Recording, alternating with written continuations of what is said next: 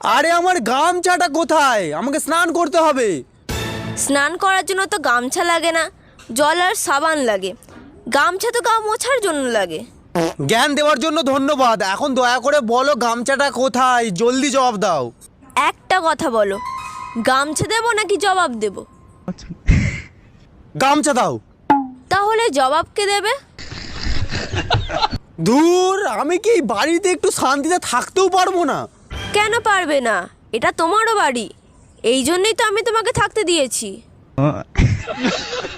তোমার এই উপকারের কথা আমি জীবন ভর মনে রাখবো। এখন গামছাটা দাও, আমার হাতে সময় খুবই কম।